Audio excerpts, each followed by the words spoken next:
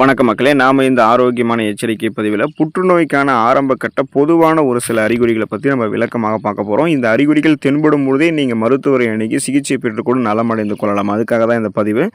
முதல்ல புற்றுநோய் எந்த அளவுக்கு ஒரு தீமையான நோய்ன்றது தெரிஞ்சுக்குவோம்.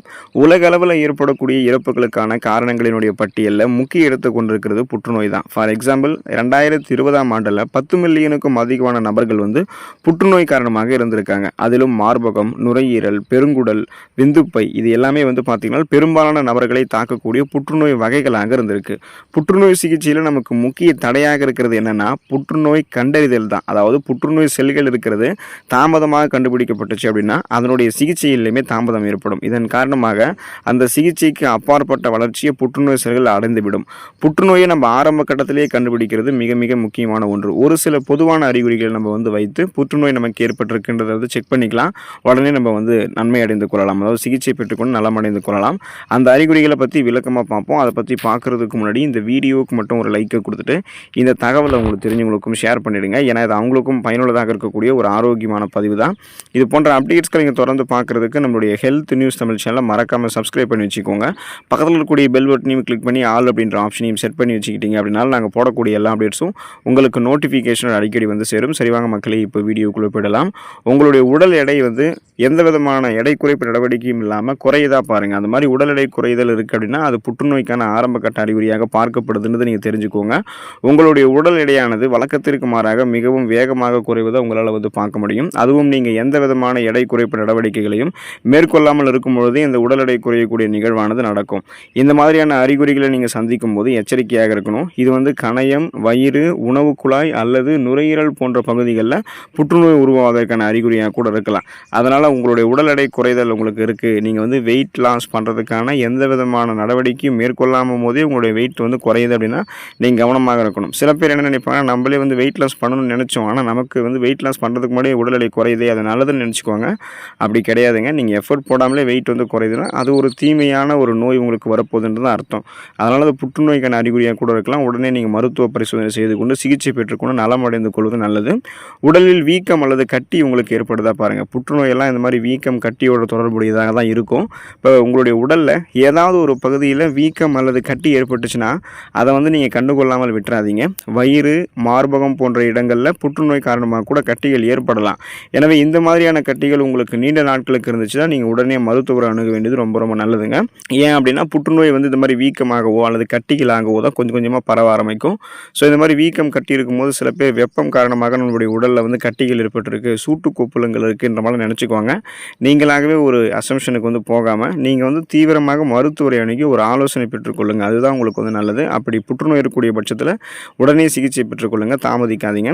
தொடர்ந்து இருமல் ஏற்படக்கூடிய இந்த அறிகுறி இருக்கா பாருங்கள். இந்த அறிகுறி இருந்துச்சுன்னா அதுவுமே புற்றுநோய் ஏற்படுவதற்கு பாசிபிலிட்டி இருக்குது. இப்போ தொடர்ந்து இருமல் இருக்கிறது அப்படின்றது பல நோய்களுக்கான அறிகுறியாக கூட இருக்கும். மார்பில் அதிகமாக சளி இருப்பதால் கூட தொடர் இருமல் ஏற்படலாம். அது உண்மைதான். ஆனால் உங்களுக்கு 3 வாரங்கள் ஆரம்பித்து 4 வாரங்கள் வரைக்கும் தொடர்ந்து இருமல் பிரச்சனை இருக்குது அப்படின்னா அது ஒரு மோசமான நோய்க்கான அறிகுறியாக இருக்கிறதுக்கு அதிகபட்ச வாய்ப்புகள் இருக்குங்க. இப்போ ஃபார் எக்ஸாம்பிள் அந்த தொடர்ந்து உங்களுக்கு இருமல் இருக்குது, அது வறட்டு இருமலாக மாறுது, அப்புறம் இருமலுடன் பார்த்தீங்கன்னா சளியுடன் கூடிய ரத்தம் வெளியேறுது மற்றும் சுவாசிக்கிறதுல சிரமம் ஏற்படுறது, இந்த மாதிரியான அறிகுறிகள் எல்லாமே உங்களுடைய நுரையீரல் புற்றுநோய்க்கான அறிகுறியாக இருக்கிறதுக்கு வாய்ப்புகள் இருக்குது. அப்போ அந்த சுவாச மண்டலம் உங்களுக்கு சரியாக செயல்பாடல் அப்படின்றது அர்த்தமாகுது. அதனால் இந்த மாதிரியான அறிகுறிகள் தென்படும் போது உடனே நீங்கள் மருத்துவரை சந்தித்து ஆலோசனை பெற்றுக்கொள்வது நல்லது. மச்சம் அல்லது மருவில் மாற்றம் உங்களுக்கு ஏதாவது தென்படுதா பாருங்கள். அந்த மாதிரி தென்பட்டுச்சுன்னா அதுவுமே புற்றுநோய் ஏற்படுவதற்கான ஆரம்ப கட்ட அறிகுறியாக தான் பார்க்கப்படுதுன்னு நீங்கள் தெரிஞ்சுக்கோங்க. உங்களுடைய மச்சம் அல்லது மருவில் ஏதாவது மாற்றம் ஏற்படுது அப்படின்னா அதை நீங்கள் புறக்கணிக்கக்கூடாது. பெரும்பாலான மக்கள் இந்த மாதிரி விஷயத்தை கவனிக்க மாட்டாங்க. ஆனால் இது ஸ்கின் கேன்சர், தோல் புற்றுநோய்க்கான அறிகுறியாக கூட இருக்கலாம். உங்களுடைய சருமத்தில் ஒரு புதிய மரு அல்லது புதிய மச்சம் தோன்றும் பொழுது சருமத்தில் ஏற்கனவே இருக்கக்கூடிய மச்சத்தினுடைய நிறம் மாறுதல், கலர் சேஞ்ச் ஆகிறது அல்லது அளவு அதிகரித்தல், சைஸ் இன்க்ரீஸ் ஆகிறது, இந்த மாதிரியான அறிகுறிகளை பார்த்தீங்கன்னா நீங்கள் உடனே மருத்துவர் அணுகணும். அவங்க உங்களுக்கு ஆலோசனை வழங்குவாங்க. நீங்கள் எதுக்குமே ஒரு தோல் சார்ந்த மருத்துவ நிபுணரை அணுகணும். ஏன்னா மச்சம் மருவில் மாற்றம் ஏற்படுவது தோல் சம்மந்தப்பட்ட பிரச்சனை தான். நீங்கள் ஒரு ஸ்கின் ஸ்பெஷலிஸ்ட்டை அணுகும் பொழுது அவங்க உங்களுக்கு அது குறிப்பிடுவாங்க. தோல் சார்ந்த பிரச்சனையாக இது இருக்கா அல்லது ஸ்கின் கேன்சர் ஏற்படுறதுக்கான பிரச்சனையாக இருக்கான்றதை உங்களுக்கு குறிப்பிடுவாங்க.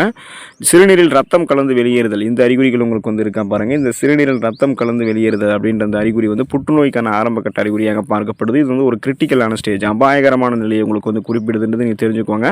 சிறுநீர் வழியாக ரத்தம் வெளியேறுதல் அப்படின்றது குடல் புற்றுநோய்க்கான ஆரம்பகட்ட அறிகுறியாக கூட இருக்கலாம். மேலும் நீங்கள் வழக்கத்தை விட அதிகமாக கழிப்பறைக்கு வந்து போகிறீங்க அல்லது மலச்சிக்கல் பிரச்சனை தொடர்ந்து எதிர்கொண்டுட்டே இருக்கீங்க அப்படின்னா அதை வந்து நீங்கள் புறக்கணிக்கக்கூடாது. இது வந்து சிறுநீரக புற்றுநோய்க்கான அறிகுறியாக கூட இருக்கலாம். வலியுடன் வந்து சிறுநீர் வெளியேறுதல் மற்றும் கீழ் முதுகில் வலி ஏற்படுறது, இது எல்லாமே புரோஸ்டேட் புற்றுநோய்க்கான அறிகுறியாக இருக்கிறதுக்கு வாய்ப்புகள் இருக்குது. அப்போ உங்களுக்கு ரொம்ப நீங்கள் எச்சரிக்கையாக இருக்கக்கூடிய டைம் என்னென்னா, இந்த சிறுநீர்லேருந்து ரத்தம் வெளியேறுதல் அப்படின்றது ஒரு கிரிட்டிக்கல் ஸ்டேஜ். அதனால் நீங்கள் கொஞ்சம் கவனமாக இருக்கணும். தீவிரமாக உடனே வந்து மருத்துவர் அணுகணும், தாமதிக்கக்கூடாது. உங்களுடைய உடல் வந்து வலி ஏற்படுதா பாருங்கள், கடுமையாக உடல் வலி தொடர்ந்து உங்களுக்கு இருந்துகிட்டே இருக்குன்னா அதுவுமே புற்றுநோய்க்கான ஆரம்பகட்ட அறிகுறியாக இருக்கிறதுக்கு வாய்ப்புகள் இருக்குது. உங்களுக்கு எந்த விதமான காரணங்களும் இல்லாமல் தொடர்ந்து வாரக்கணக்கில் உடலில் வந்து வலி இருந்துச்சு அப்படின்னா அது புற்றுநோய்க்கான அறிகுறியாக கூட இருக்கலாம். ஏன்னா புற்றுநோயினுடைய ஆராய்ச்சிகளின்படி புற்றுநோய் கட்டிகளானது எலும்புகள், நரம்புகள் மற்றும் பிற உறுப்புகளில் அழுத்தம், அந்த ப்ரெஷரை வந்து கொடுக்கறதால தான் அதிகமான வலியை வந்து இது ஏற்படுத்தலாம் அப்படின்றது வந்து குறிப்பிடுறாங்க. ஸோ கடுமையான உடல் வலி உங்களுக்கு இருந்துச்சுன்னா நீங்கள் ரொம்ப ஜாக்கிரதையாக இருக்கணும். உடனே வந்து மருத்துவரை வந்து அணுகணும். இப்போ உடல் வலி இருந்து நீங்கள் ரெஸ்ட் எடுத்து சரியாக போயிட்டால் அது ஒரு ப்ராப்ளம் இல்லை. நீங்கள் ரெஸ்ட் எடுத்தும் சரியாகலை அப்படின்னா, மருந்து மாத்திரைகள் எடுத்தும் சரியாகலைன்னா உடனே மருத்துவர் அணுகணும். அங்கே தான் அவங்க வந்து உங்களுக்கு ஆலோசனை வழங்குவாங்க. தொடர்ந்து நெஞ்செரிச்சல் உங்களுக்கு இருக்கா பாருங்கள். இந்த மாதிரி அசிடிட்டி அடிக்கடி ஏற்படுதுன்னா அதுக்கு அல்சரும் ஒரு பிரச்சனையாக இருக்கும். ஆனால் அல்சரை தாண்டி அது புற்றுநோய்க்கான ஆரம்பகட்ட அறிகுறியாகவும் இருக்கிறதுக்கு வாய்ப்புகள் இருக்குது அப்படின்றது தான் வந்து சொல்கிறாங்க.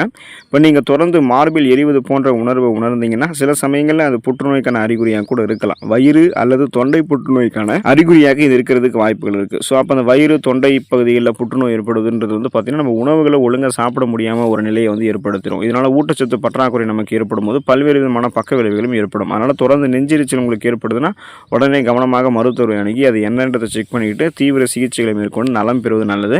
உணவை விழுங்குவதில் சிரமம் ஏற்படுதல் புற்றுநோய்க்கான ஆரம்பகட்ட அறிகுறியாக பார்க்கப்படுது. இப்போ உணவு உண்ணும்போது வலி ஏற்படுறது அல்லது உணவை விழுங்குவதற்கே ரொம்ப சிரமமாக இருக்கிறது, அப்படியே மீறி நம்ம உணவை விழுங்கிட்டாலும் மீண்டும் அந்த உணவு வந்து தொண்டையில் சிக்கிக்கிறது, இது எல்லாமே வந்து உணவு குழாய் புற்றுநோயினுடைய அறிகுறிகளாக இருக்குங்க. ஸோ இந்த மாதிரியான அறிகுறிகள் தொடர்ந்து உங்களுக்கு ஏற்படுது அப்படின்னா நீங்கள் வந்து உங்களுடைய மருத்துவரை அணுக வேண்டியது நல்லது. ரொம்ப அலட்சியமாக இருக்கக்கூடாது.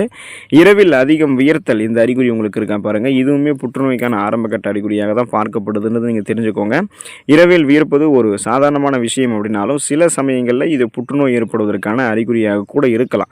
பொதுவாக இது வந்து லிம்போமா புற்றுநோயினுடைய அறிகுறியாக இருக்கலாம். இந்த வகை புற்றுநோய்கள் உடலில் நிணநீர் மண்டலம் மற்றும் இரத்த நாளங்களெல்லாம் பாதிக்கும். ஸோ பிளட் வெசல்ஸ் எல்லாம் வந்து பாதிச்சிருந்தால அது வந்து பிளட் வந்து நம்மளுடைய அந்த இரத்த நாளங்களை விட்டு வெளியே வரும்போது அதிகமாக ஸ்வெட்டிங் ப்ராப்ளம் இருக்கும். இது வந்து கேன்சருக்கான சிம்டம்ஸாக பார்க்கப்படுது. ஸோ இப்போ இந்த குறிப்பிட்ட அறிகுறிகள்லாம் உங்களுக்கு வந்து ஏற்பட்டுச்சுன்னா நீங்கள் உடனே வந்து பார்த்தீங்கன்னா பயப்படக்கூடாது. அதுதான் வந்து ஃபஸ்ட்டு நீங்கள் பண்ணக்கூடாத விஷயம் வந்து பயப்படக்கூடாது. அதுதான் நீங்கள் வந்து பார்த்தீங்கன்னா பயப்படாமல் இருக்கணும். ஸோ அதுக்கப்புறம் நீங்கள் என்ன பண்ணணும், உடனே வந்து மருத்துவரை வந்து அணுகணும். ஏன்னா இந்த மாதிரியான அறிகுறிகள் எல்லாமே புற்றுநோய்க்கான ஆரம்பகட்ட அறிகுறியாக இருக்க வேண்டும் அப்படின்றது அவசியம் இல்லை, இருந்தே தான் ஆக வேண்டும் அப்படின்றது அவசியம் இல்லை. ஆனால் அரிதிலும் அரிதாக சில சந்தர்ப்பங்களில் இது எல்லாமே புற்றுநோய்க்கினுடைய அறிகுறியாக இருக்கிறதால இந்த அறிகுறிகள் உங்களுக்கு இருந்துச்சுன்னா உதாசீனப்படுத்தாமல் எதுக்குமே நீங்கள் ஒரு தீவிர மருத்துவ பரிசோதனை செய்து கொண்டு அது புற்றுநோயாக இருக்கக்கூடிய சமயத்தில் சிகிச்சைகளை பெற்றுக்கொண்டு நலமடைந்து கொள்ளுங்கள். ஏன்னா 50 ஆண்டுகளுக்கு முன்னாடி புற்றுநோய் அப்படின்னு சொன்னாலே அது வந்து பிளட் கேன்சர், ரத்த புற்றுநோய் அப்படின்னு மட்டும் தான் நம்பிக்கிட்டு இருப்பாங்க. ஆனால் இப்போ புற்றுநோயில் நிறைய வகைகள் இருக்குது. ஒவ்வொரு வகைகளுக்கும் தனித்தனியான அறிகுறிகளும் இருக்குது. இந்த அறிகுறிகள் பொதுவான அறிகுறிகள். அதனால் இந்த அறிகுறிகள் தென்படும் போது நலம் பெற்றுக்கொள்ளுங்கள். அடுத்த ஆரோக்கியமான பதிவில் மறக்காமல் சந்திப்போம். நன்றி மக்களே.